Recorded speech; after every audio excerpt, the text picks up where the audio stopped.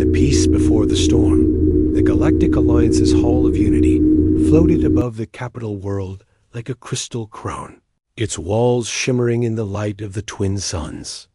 Inside, the grand chamber was filled with alien leaders from every corner of the galaxy scaled, furred, feathered, and more. It was the 5,000-year anniversary of peace. Banners hung from the ceiling, and a massive holographic display projected images of ancient battles that had ended millennia ago.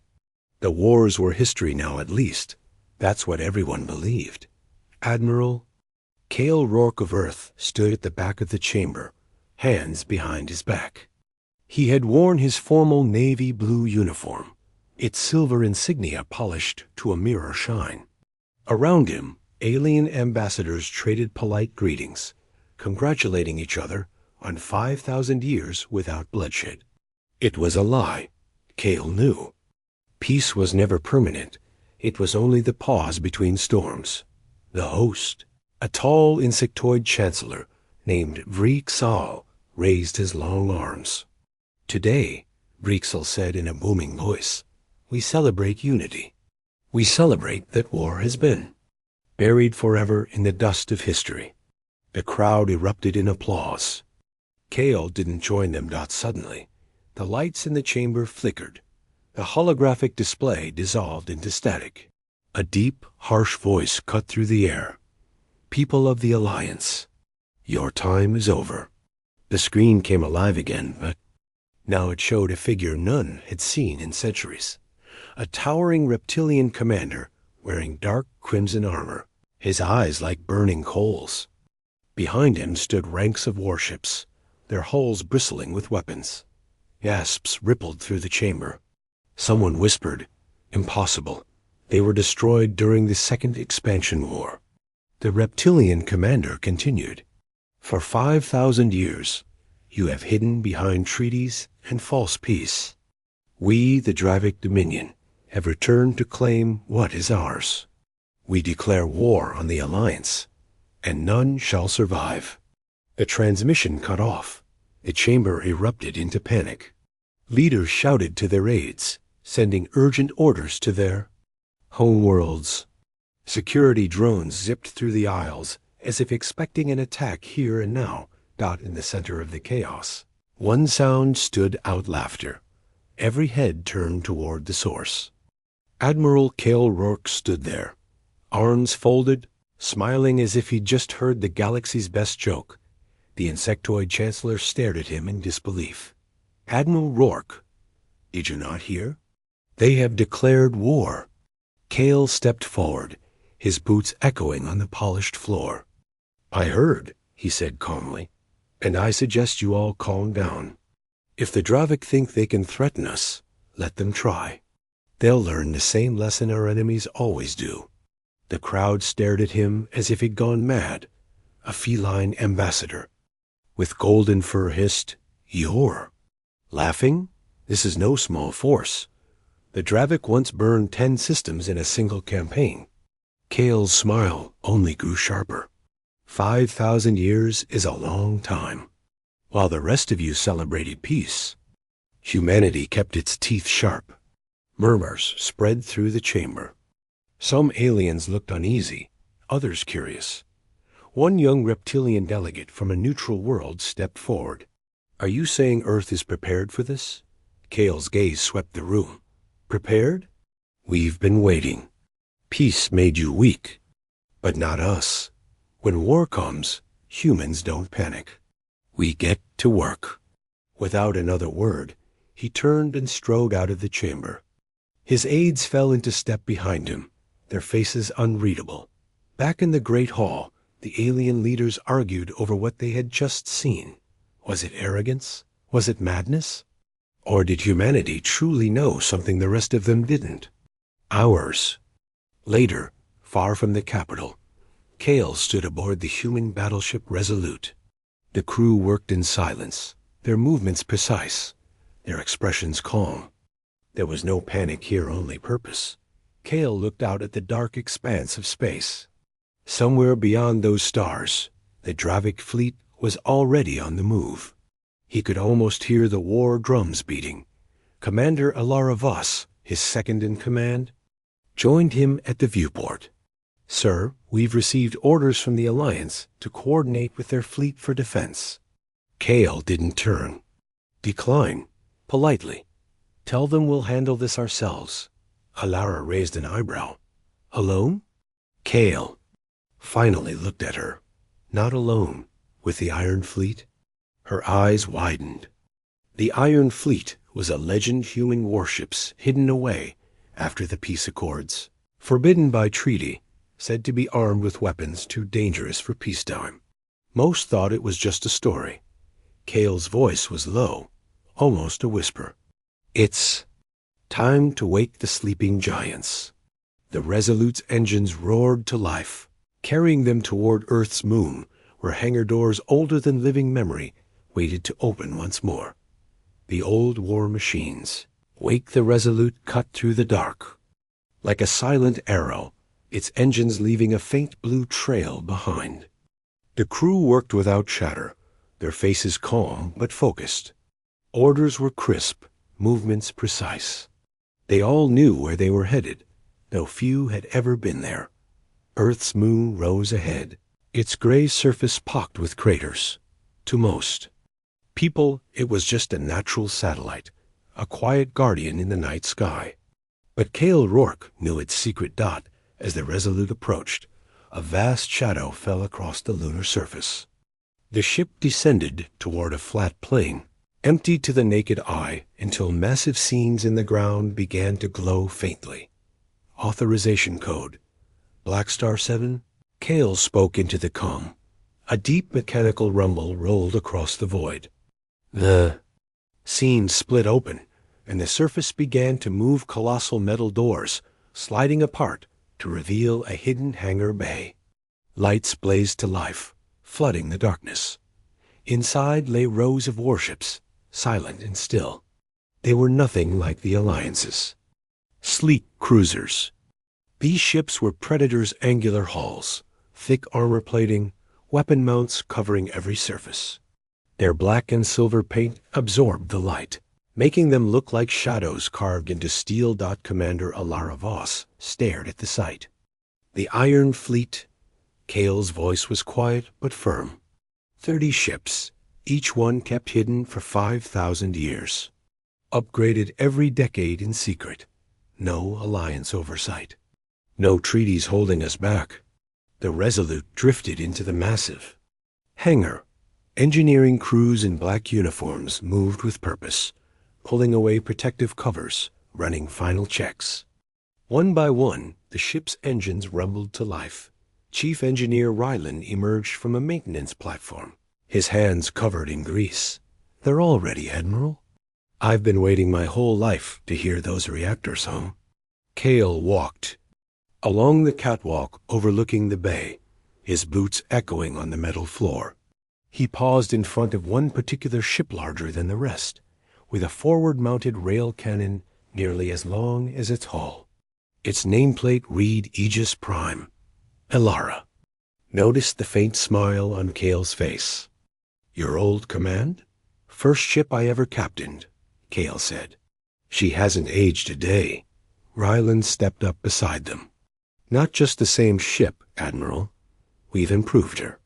New shield matrix, triple-layer armor, and that." He pointed to a sealed compartment on the Aegis Prime's spine. Even covered, the faint outline of an enormous weapon was visible beneath the armored hatch. Cale nodded. "We'll save that for when they think they've won." Alarms suddenly pinned in the hangar. A tactical officer's voice came over the comms. "Incoming transmission encrypted. It's the Dravik Dominion." The nearest comm screen lit up, showing the same reptilian commander from the Alliance Hall earlier. His smile was cold and full of teeth. "Human Admiral, we have intercepted your mobilization. Your ancient relics will not save you. We will burn Earth first, then the rest of your worlds." Cale's reply was calm, almost casual. "You've made 2 mistakes. First, you think these ships are relics. Second, you think we'll wait for you to come to us. He cut the transmission without waiting for a reply. Ilara looked at him. "You're planning to strike first?" Kale's gaze swept across the awakening fleet. "They want war. We'll deliver it to their doorstep." One by one, the ships of the Iron Fleet rose from their cradles, engines glowing like captured suns. The hangar doors yawned open, revealing the infinite dark beyond. Kale stood on the bridge of the Aegis Prime, his voice steady over the fleet-wide channel. 5,000 years of peace made them forget who we are. Let's remind them. The Iron Fleet surged into the void, their hulls vanishing into the black. Somewhere ahead, the Dravik war machine waited, unaware that the hunters were already coming for them. The first skirmish the Dravik Dominion struck at dawn, if such a thing could be measured in the cold void. On the edge of Alliance territory, Station Helios 9 hung above a barren mining world. It was a lonely outpost, manned mostly by a mix of alien engineers and a few token patrol ships. For 5,000 years, its sensors had seen nothing but drifting asteroids and passing merchant convoys. That changed in seconds. A burst of alarms echoed through the station's control deck. The comm officer's frilled head rose in panic. Multiple warp signatures, reading 30 ships, no 40. The Dravik fleet ripped out of warp like a black, tie-jagged, crimson-hulled ships bristling with weapon spines. Without warning, they opened fire. Massive plasma bolts smashed into the station's outer ring. Shields flared and failed within moments. Hull plating split apart, venting atmosphere into space. The few defending patrol craft scrambled to respond, but they were outnumbered 10-1. On Helios 9's central platform, Commander Tyran, a tall, silver-skinned Varen, called for reinforcements through the Alliance channel. His voice shook. "This is Station Helios 9. We are under heavy attack. Any available ships, respond immediately." The answer came not from the Alliance, but from a different frequency. A calm, steady human voice. "This is the Resolute." "Hold on, Commander. Help is already here." Tyran blinked. "One ship? That was all?" The Dravik fleet would crush it in. Seconds dot, but then the Resolute tore into real space. Sleek and black, its engines burned with a pale blue fire. It didn't hesitate. It didn't wait. The human destroyer dove straight toward the Dravik formation. On the Dravik flagship, their commander snarled. "One ship? They insult us. Destroy it." A wall of plasma fire raced toward the Resolute. Instead of taking the hit, the human ship rolled and slipped through the barrage, its movements impossibly sharp for a vessel its size dot in the Resolute's bridge. Captain Cale Rourke leaned forward in his seat. "Target their lead cruiser. Disable. Don't destroy. Make the others watch." Lieutenant Marakeen's hands danced over the weapons console. The forward railgun roared, sending a slug of tungsten at near light speed. It punched through the cruiser's shields as if they weren't there, tearing a hole straight through the ship's midsection. The Dravik vessel spun out of formation, spilling fire and debris. The rest of the Dravik fleet hesitated. Vade? Never seen a ship move like that, fast, precise, and deadly. Cale's voice was calm, almost bored. "Mark the next target." Sane shot. The Resolute slipped between two enemy destroyers, its smaller turrets ripping through their weapon knots before they could turn. Explosions flared along both ships' hulls. On Helios 9, Commander Tyran stared at the unfolding battle through the viewport. "They're winning," he said to no one in particular. "One ship is winning." The Dravik, furious now, broke formation and swarmed the human vessel from all sides. It was the same tactic they had used for centuries over Wilm. With numbers and sheer firepower dot, it didn't work. The Resolute spun through their lines, every shot landing with precision. Where other captains would fire blindly into a cluster, Cale picked exact weak points reactor housings engine cores, shield generators. Dravik ships fell away one by one, crippled rather than destroyed. And all of it was being broadcast live. The Dravik hadn't cut the comm feeds they wanted the galaxy to see them humiliate the Alliance. Instead, the galaxy was watching a single human ship humiliate the Dravik. On the Alliance capital, alien citizens crowded around holoscreens. Some laughed in disbelief, others whispered in awe. By the time the Dravik commander realized the truth, they couldn't win this engagement. Half his fleet was crippled and drifting. He gave the order to retreat, but before they could jump away, Kale opened a channel. His voice was cold. "Run. Tell your masters. This was just one ship. If you come back, we won't stop at disabling your fleet." The Dravik vanished into warp, their pride in tatters. Helios 9's crew cheered, but Kale didn't smile.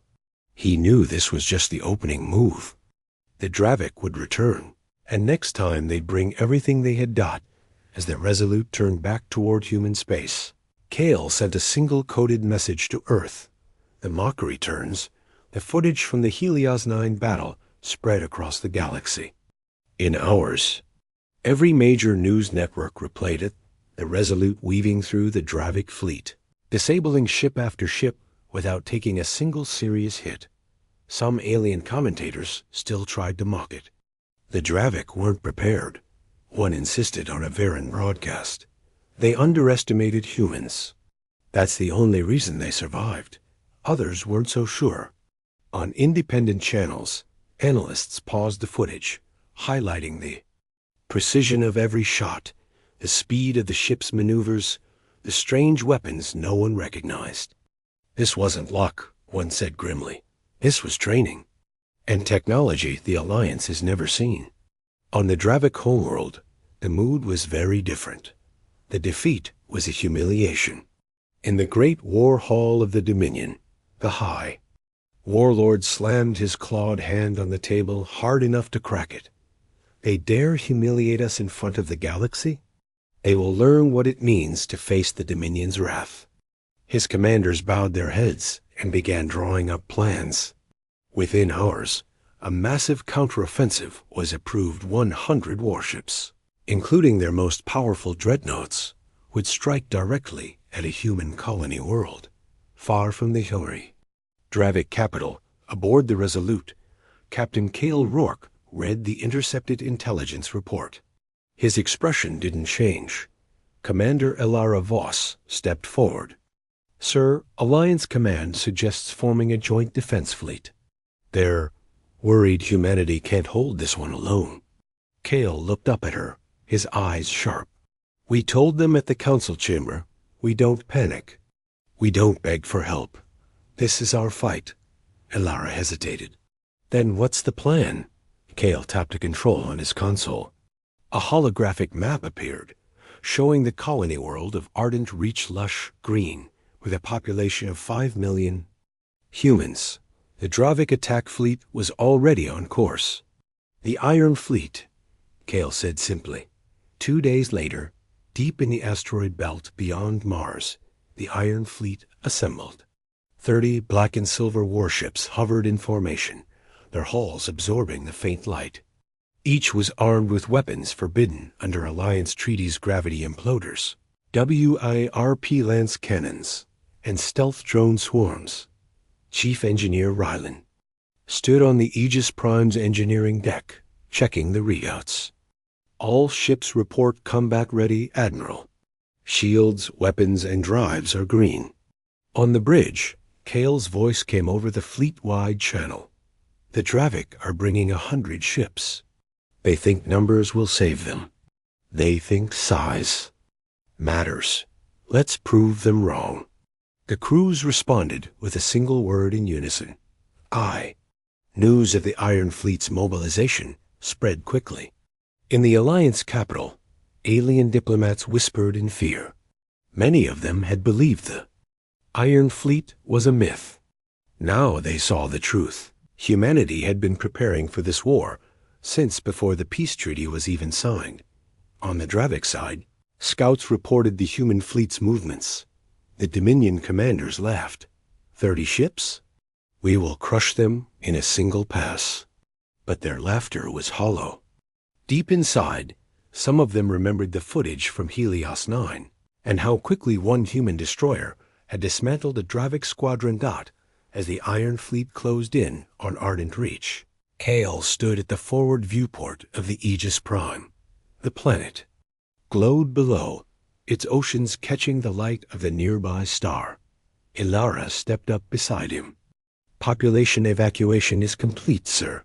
Civilians are out of harm's way. Good, Kale said. Then we can fight without restraint. A sensor officer called out. Dravik fleet incoming. Warp signatures multiple dreadnoughts. Destroyers and cruisers. Total count 98 ships. Kale's voice was steady. Weapons live.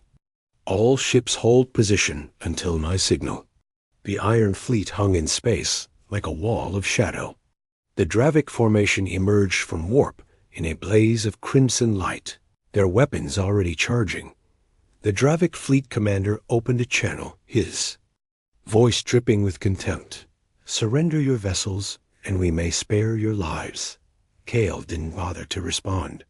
Instead, he turned to Marakeen at weapons. Lock targets. The moment they fire, we break them. On the Dravik flagship, the commander snarled. Fire.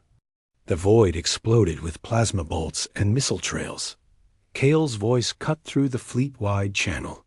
Now, the Iron Fleet came alive, engines flaring, weapons roaring. In seconds, the battlefield lit up with beams of white-hot energy, and railgun slugs moving at near light speed. The counterattack was brutal and precise. Ships on both sides began to take hits, but the Dravik quickly realized this wasn't going to be the easy slaughter they'd imagined. And for the first time in centuries, they felt fear.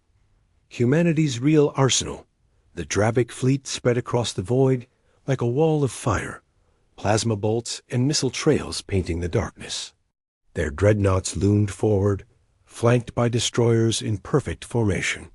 To them, this was already over 30 human ships, could not stand against 100 Dominion war vessels. They were wrong. On the Aegis Prime's bridge, Kale Rourke watched the tactical display. Hold the line, he ordered. Let them think we're trading blows. The Iron Fleet's outer line returned fire with standard railgun bursts and plasma. Cannons enough to keep the Dravik cautious, but not enough to reveal their real strength. Commander Ilara Voss leaned in. Sir, the dreadnoughts are closing fast. They'll be in optimal range in 60 seconds. Kale's eyes narrowed. Perfect. Weapons prepare for full deployment. Across the Iron Fleet, hidden panels on the ship's hulls slid open. From the shadows emerged the weapons humanity had kept secret for 5,000 years. The first to fire was the Resolute. From beneath her hull, a launcher deployed a series of sleek, needle-shaped projectiles. They didn't travel in a straight line. They warped, blinking in and out of space, appearing right beside their targets before drilling into hull plating. The warheads detonated inside enemy ships, bypassing shields completely. 3 Dravik. Cruisers went dark in seconds, their cores collapsing. The Dravik fleet reeled in shock. Their shield operators shouted over comms. These weapons are phasing through. Kale gave the next order. Activate graviton imploders. On the flanks, 2 human frigates fired shimmering orbs of energy into the enemy formation. When the orbs detonated, they collapsed space around them, crushing ships inward like paper. A Dravik destroyer folded in half before exploding in a silent blue of fire. In the middle of the enemy line, confusion turned to panic. The Dravik had trained for every known Alliance weapon. They had no counter for this. One Dravik captain shouted into his comms, "Break formation, scatter."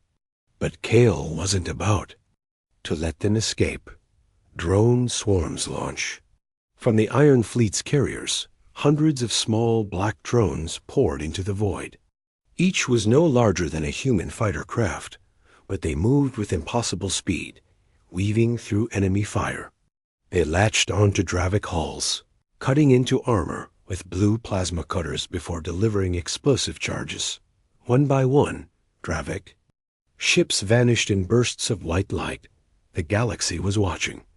Alliance worlds that had once doubted. Humanity now saw the truth.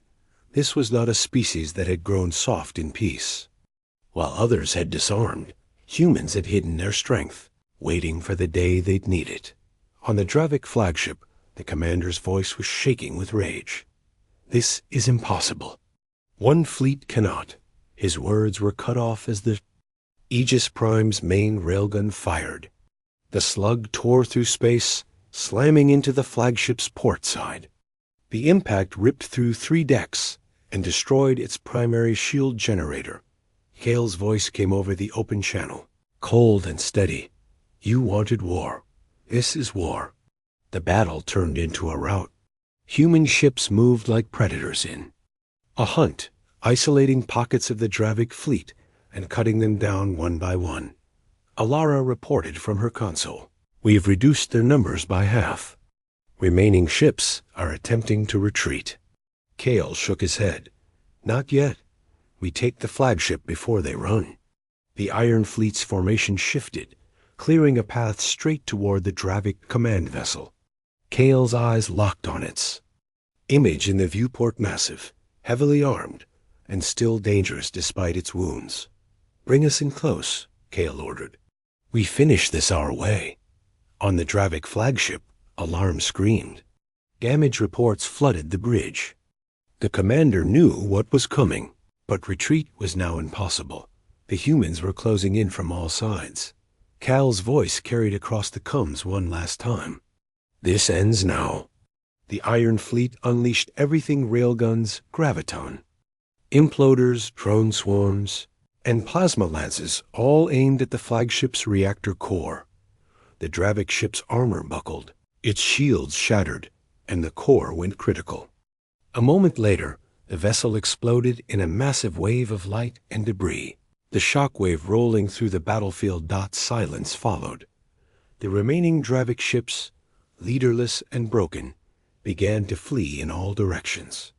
None dared turn their weapons back toward the humans. On the Aegis Prime, Kale stood tall at the command console. Let them run, he said quietly. They'll carry the message for us. The crew understood. The battle was over, but the war had only just begun. The fall of the enemy flagship, the Dravik fleet, was in chaos. But their flagship still stood, a giant among giants. The Bloodfang Sovereign was nearly 2 kilometers long, its hull layered in crimson armor plates, each one thicker than a human warship's entire hull. It was the Dominion's pride, a symbol of their power for centuries. Even damaged, it radiated menace. On the Aegis Prime's bridge, all eyes were on the tactical display. The flagship shields flickered but held. Its massive plasma cannons were still charging, and its rail batteries were already locking on to human ships. Commander Ilara Voss turned to Kale. They're not running. Sir, they're digging in. Kale's voice was calm but cold. Good. That means we don't have to chase them. The Bloodfang Sovereign fired first. Twin beams of molten plasma cut through the void, striking 2 human frigates on the flank. One went dark immediately, its hull cracked open. The other limped away, trailing burning debris. Kale didn't flinch. Form up. All fire on my mark.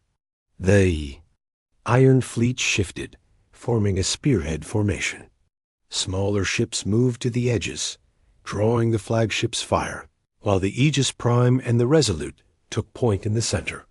Inside the flagship, the Dravik commander roared to his crew. Concentrate on the lead ship.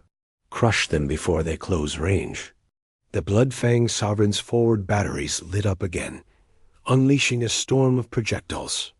The Aegis Prime rolled hard, the round skimming past its armor, leaving molten scars but no serious breaches. Kale's eyes never left the flagship. weapons lock on their reactor spine. Marakeen's targeting systems hummed as they locked into place. Locked, ready to fire. Kale raised a hand. Fire. They. Aegis Prime's main railgun roared, the slug tearing across the battlefield and slamming into the flagship's midsection. The impact rattled the Bloodfang Sovereign, collapsing one of its secondary shield grids, but the Dravik ship answered with a vengeance. Its broadside cannons unleashed a barrage so dense that the space between the two fleets glowed with fire. Two more human ships took heavy hits, their shields failing under the onslaught. Kale's jaw tightened. Enough playing. He opened a secure channel to the Resolute. Kale to Resolute. Engage the blade. On the smaller destroyer's hull, a hidden panel slid away, revealing a weapon unlike anything else in the fleet, a long needle-shaped lance emitter. Its core began to glow white-hot. The Resolute darted forward, weaving between incoming fire, closing the gap to just a few hundred meters from the flagship's bow. Now, Kale ordered. The warp lance fired. A blinding beam of compressed energy punched straight through the Bloodfang Sovereign's forward armor, cutting deep into the vessel's internal decks. It ripped through bulkheads, crew quarters, and weapon bays before finally striking the reactor shield. The flagship shuddered violently.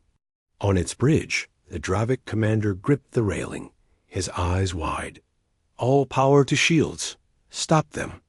But the Iron Fleet was already closing in from every side.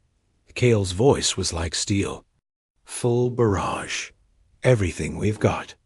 Railguns, plasma cannons, graviton imploders, and drone swarms all fired at once. The flagship's crimson armor buckled and peeled away. Explosions rippled along its hull like a chain of fire. Inside, the Bloodfang Sovereign, alarm screamed. Engineers shouted about cascading failures. The reactor's containment field was collapsing. Kale's eyes stayed fixed on the viewport. One more shot. The Aegis Prime's main railgun fired again, this time aimed directly at the reactor housing. The slug tore into the wound left by the Resolute's warp lance. For a heartbeat, there was silence. Then the Bloodfang Sovereign erupted. The explosion bloomed like a star being born, white and gold, sending a shockwave that rocked every ship in the area. The flagship's wreckage spun out into the void, its once proud hull now nothing but shattered fragments. On the Iron Fleet's comms, there was no cheer-only silence. They all knew this was more than just a kill. This was the end of the Draviks. Pride.elara finally broke the quiet. Flagship destroyed. Dravik fleet is retreating at full speed. Kale exhaled slowly. Let them go. The galaxy needs witnesses. The remaining Dravik ships scattered into warp, leaving behind only drifting wreckage and the silent proof of their defeat dot as the Aegis Prime turned away from the battlefield. Kale sent a single coded message to Earth. Flagship down. Stage 2 ready. He didn't explain what Stage 2 meant, but everyone on the bridge understood the war was far from over. The message to the galaxy, the battlefield was quiet now. Where once 100 Dravik warships had filled the void, there was only debris-burning wreckage drifting slowly, twisted metal catching the faint light of a distant star. The shattered remains of the Bloodfang Sovereign floated at the center, its crimson armor now blackened and torn apart. The Iron Fleet moved silently among the wreckage. No cheers, no celebrations. Every ship was intact, most with only minor damage. It had been a clean, precise victory. On the Aegis Prime's bridge, Admiral Kale Rourke stood in front of the forward viewport, his hands clasped behind his back. Commander Ilara Voss approached quietly. Sir, the Dravik survivors have jumped out of the system. No pursuit orders from you? Kale shook his head. No, let them run. Fear spreads faster than death. She nodded, understanding. But the rest of the galaxy wouldn't know unless someone told them. Kale turned to the comm officer. Open a channel. All frequencies. Every planet, every station, every ship, they can receive this now. The officer's fingers moved quickly, and a green light blinked on. The channel was live. Kale stepped forward. His voice was calm, but it carried the weight of the battle they had just fought. To the Dravic Dominion, and to every world in the galaxy, you have seen what happened here. You saw your great fleet fall. You saw your flagship burn. And you saw the truth: humanity does not fear war. On hundreds of worlds, aliens gathered around holoscreens. In the Alliance capital, members of the Council sat frozen in their seats. Even in the Dravic homeworld's war hall, the High Warlord listened in silence. For 5,000 years, you called us weak, Kale continued. You thought peace had dulled our edge. But while you rested, we prepared. While you celebrated, we built. And while you forgot the art of war, we perfected it. The wreckage of the Bloodfang Sovereign spun slowly in the background of the transmission, a silent, grim warning. This was one fleet, 30 ships. The Iron Fleet. If you come for us again, we will bring them all. The words echoed in the silence. Kale's expression didn't change, but his eyes burned with cold fire. Stay in your borders, keep your peace, or face extinction. The choice is yours. He gave a small nod to the "Come, officer," and the channel went dead. For a moment, the bridge was silent. Then, slowly, the crew returned to their duties. The message had been sent. It would spread on its own now. Alara stepped up beside Kale again. You think they'll listen? Kale gave a faint smile. Not all of them, but enough will. And those who don't, well, they'll remember this day before they die. Chief Engineer Ryland's voice came over the come from engineering. All systems nominal. We can head back to Luna Base whenever you're ready. Kale looked out at the drifting wreckage one last time. Set course for home. The war isn't over, but it's their move now. As the Iron Fleet turned away, a galaxy was already reacting on neutral worlds. Merchants whispered about the return of humanity's warships. On enemy-controlled planets, Dravic civilians stared at the battle. Footage in disbelief. In hidden corners of the galaxy, old enemies of the Dravic quietly celebrated and in the Dravic capital, the High Warlord stood alone in his war hall, watching the loop of the Bloodfang Sovereign's destruction. His claws dug into the arm of his throne. They laugh now, he growled to himself. But they won't laugh forever. But deep down even he knew the sound of that human laughter would haunt the Dominion for generations.